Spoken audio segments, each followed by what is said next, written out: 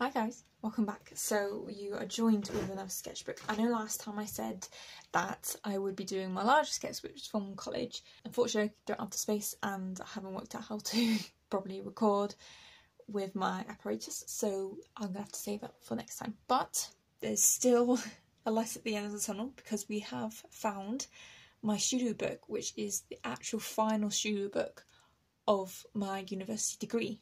Now, I think it actually was the last sketchbook that I went through that was to do with my final degree and me building my final sculpture, which was named Figure 1. If any of you have no idea what I'm on about, I'll leave a link to the previous sketchbook look through.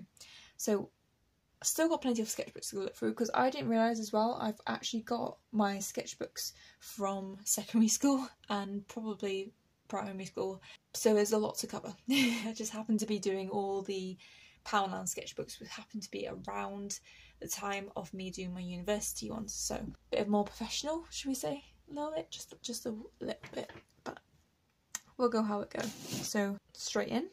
Obviously I must have bought the same sketchbook on the day because I'm guessing these are the measurements of my sketchbook, of my sculpture piece, or it could be of my tower that I did, just on a rough bit of paper.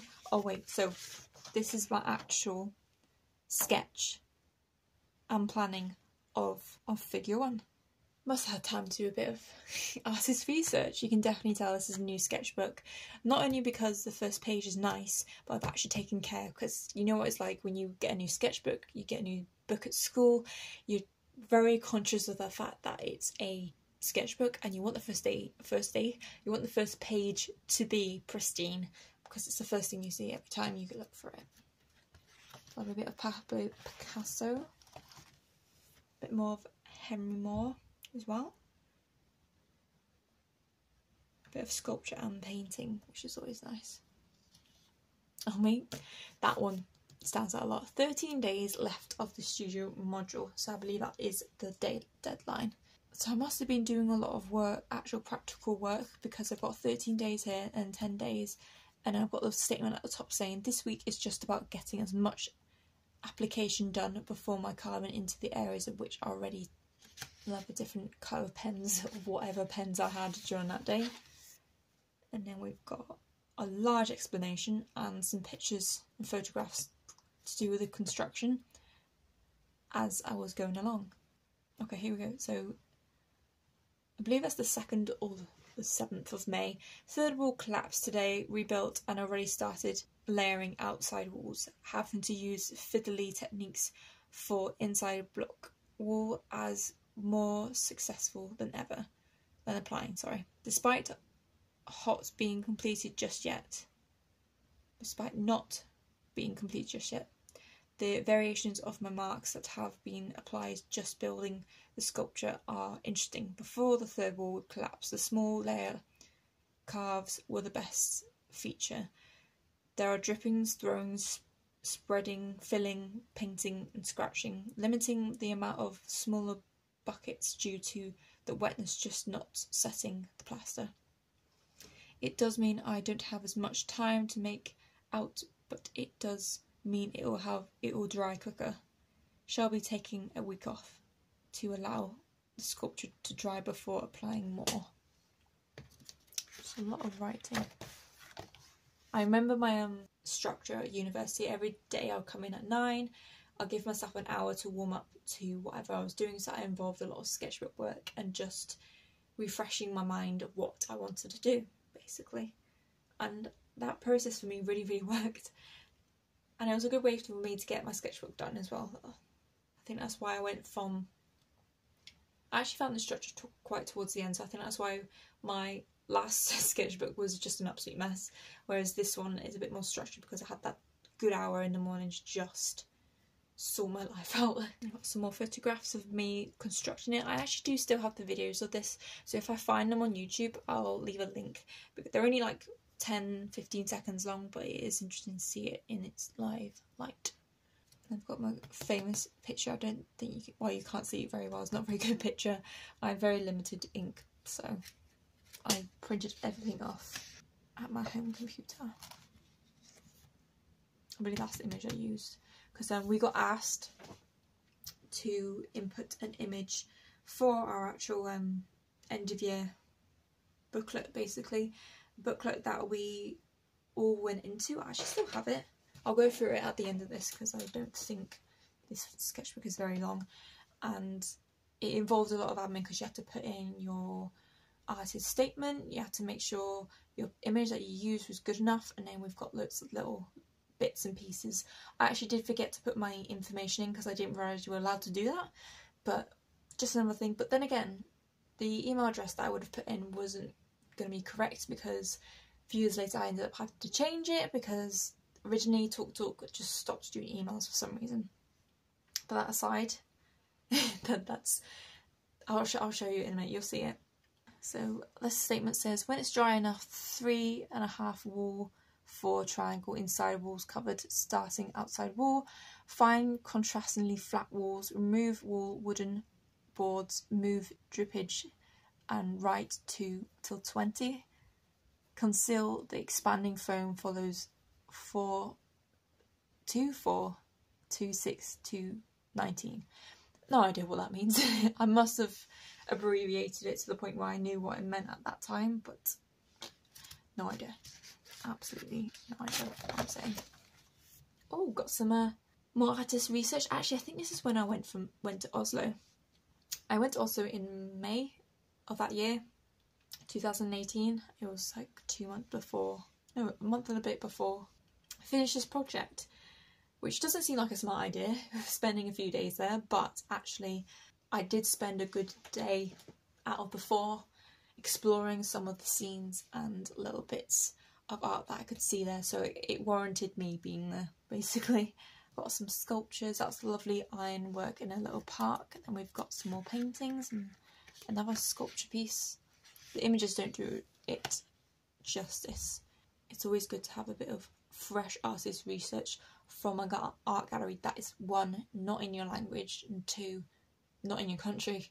It's nice to get a fresh review, that as I mean it by you go to an art gallery that you don't normally go to because you don't know what art is in there. And for me, it's very easy for me to just go into Liverpool and go to the Tate because I know exactly what's going to be in there. It's going to be the more modern pieces with a few unknown artists in there. Well, not unknown, but you get the gist of it. You're always going to count on artists that you know are going to be in there and you'll actually know of them, at least. Oh, look at that little bit of texture, lovely. Really successful day today. Is now mainly the top tier to cover up on the inside, whereas the outside just needs some more coats. As soon as the area is done, I'm gonna have to start cleaning everything up, including the floor. Tomorrow, focus on finishing the inside layers on top, finishing wall, and begin tidying. I really do like that though, because you've got these really lovely textured bits and then you've got these soft bits where the liquid was still moving when it was drying, and I actually was obsessed with that kind of feel of it.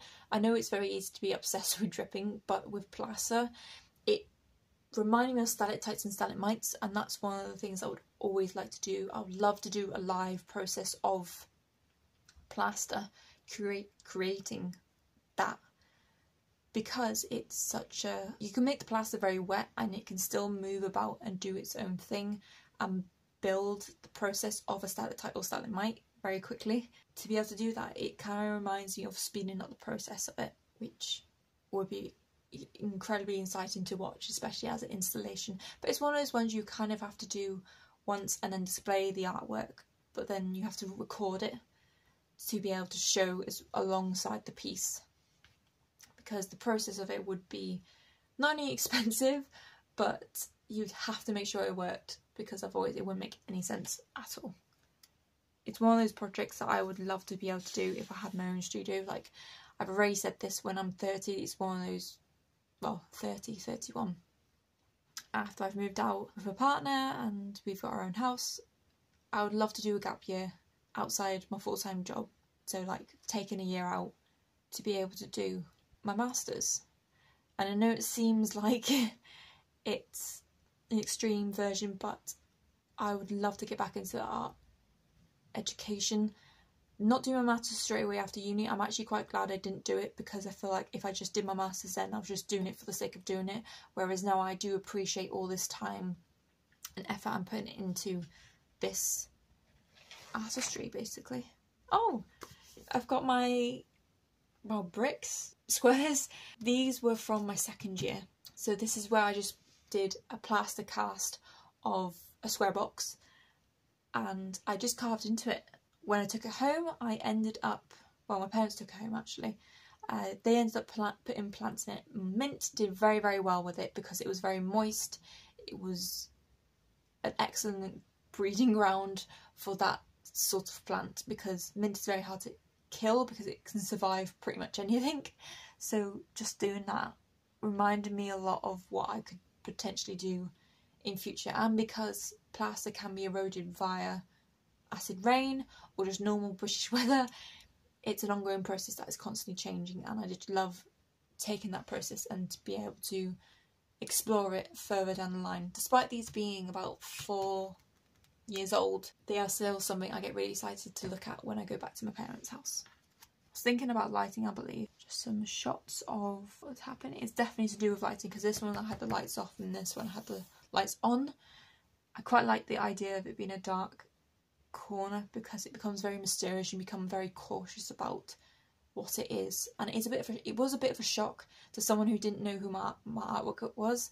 I was in a space where, so let's say this shape was the room set, so I was in this corner and in this corner, and there was another artwork here and another artwork here of somebody else's, so I pretty much took the back corner, but this sculpture was literally in the back left hand corner, but not like quite tightly away. It was in a big space. Just want to say, this polystyrene that I used for the sculpture, I didn't go out and buy it. I actually found it. There's like a little junkyard we have on the site where people just had, if they had something and they didn't need it anymore, they would just kind of chuck it out there, and you kind of just did a little raid of it all. So this was anyway going to go to landfill, so instead of just sending it straight there, I decided to incorporate it within my artwork. And I think that's one of the times where I started to think about how repurposing other people's waste became part of my artwork. It wasn't intentional. I've always been a frugal person, which means I don't like to spend money if I don't need to. If someone's going to give it for free, why would I go out and buy it? And I've always been like that, especially when it comes to people throwing artworks away. A lot of the canvases and paper that I have in my studio right now are actually throwaways, where people have just not decided to abandon it and there was nothing wrong with it. I remember cleaning that floor with a mop because I was like, I can't see the process of it. I want them to literally just see the sculpture. Those are the boards that I was using. They were just like what they call wood chip boards. And then we've got, oh, these are the 4 boards that I used for my pillar sculpture. I actually incorporated these into my exhibition because on this main back wall here, there was nothing really. There was no one else who wanted the space, so I was like, oh, I'll take it. So I unclipped these 2 boards. I had 4 boards in a row, and it was just a nice way to, like, a little subtle nod to my process, because some of the boards are actually much more interesting than some of the outcomes that I made from it. Not the final one that I put in, but some of the other devastating artworks. Because a lot of the time with sculpture or painting or anything in between, really, I either get a good idea but a rubbish outcome, it's been badly executed, or I get a final masterpiece. It's either one or the other. So some of the times it can just look absolutely awful, but it's okay. It's the process. You have to be thorough about it, and you have to make sure you go through the whole shebang of it. And then we've got, oh, the first 2 words I read is I'm done. I say number 43, 2018 collage. Oh, so this is me writing down what I needed to print out onto the little foamy things that you stick on the wall. And it just says underneath, I'm done for the degree show. Just need to paint walls, clear the floors, and any unused artworks I have Izzy and Sophie in our section. Should be a good combo. Yeah, so Izzy did an installation piece and Sophie did a video piece. It was wonderful. It was really, I wish I kind of could show you.